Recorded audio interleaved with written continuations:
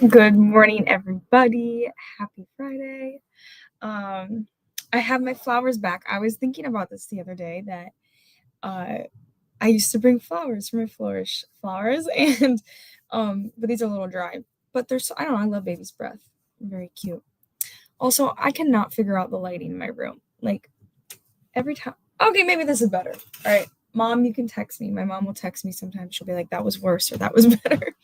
But see, then I'm dark again. I don't know. It's really this computer. Like there's sunlight coming on me right now, but anyway. All right. Well, it's hitting the flowers, so that'll be fine. Okay. Let's see who joined us this morning. Teresa. Good morning, Teresa. How are you? You are in my prayers. Sweet, sweet, beautiful Teresa. We have Connie. Hello. Good morning, all. Yesterday she was good morning late. Now she's good morning all. Claudia Marsh, good morning. We have the sun. We have Jody Glenn in her heart. She is back with her heart. Good morning, Mom. And we have Emily. Good morning. And we have Vivian Davis. Good morning. Alrighty. Let's get to it.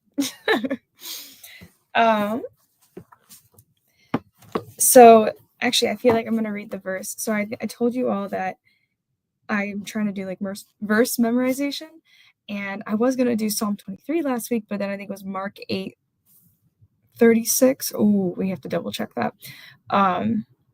About like what is one person to gain the whole world if they forfeit their own soul? And I didn't memorize it that well.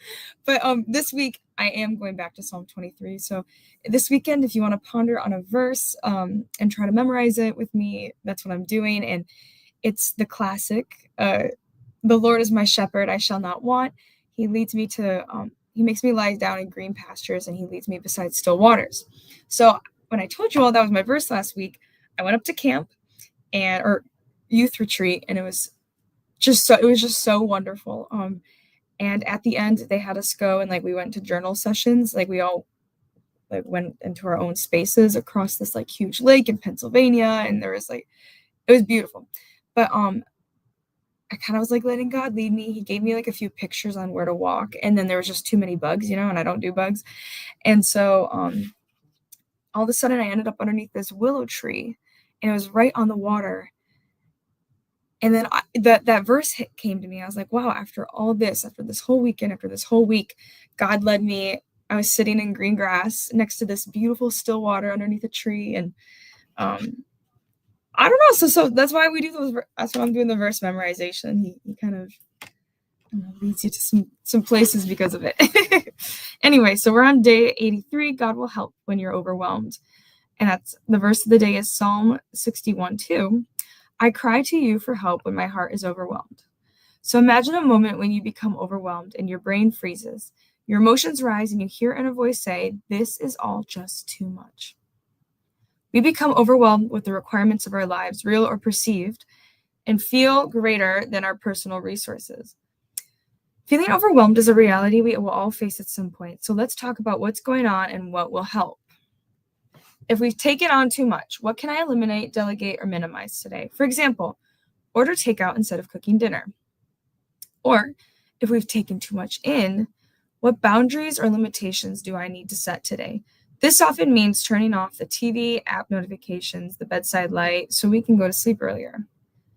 And if we're going too fast, what's one way I can slow down today? Ironically, this may mean adding one more thing to our day, like a walk, a bath, a nap, or anything else that has a different pace.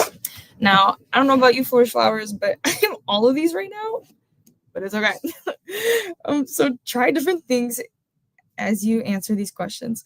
Over time, you'll discover what works best for you. Having time when you become overwhelmed is part of being human, and you can learn to manage them. And you don't have to do it alone.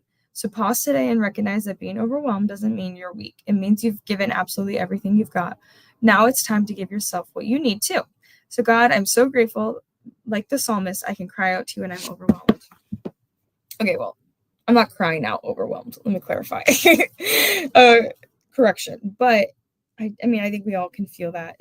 I just think it's like that's part of being an adult woman is taking on too much, taking too much in, and we're going too fast. So how can we partner with God to like go back a little bit, and that's why we're doing Psalm 23 this weekend.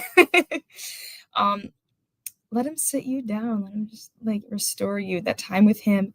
I don't know, like I want to say he can arrange our emotions sometimes too if we ask for it. So if you're feeling overwhelmed this week and you have a lot to do, give it to God. Say, God, I'm delegating this to you.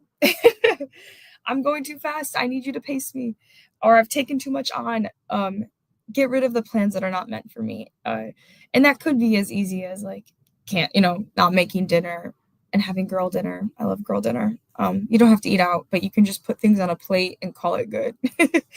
So what helps when you feel overwhelmed? For me lately, that's the question the book asked. It's sitting with God, and canceling as many plans as possible.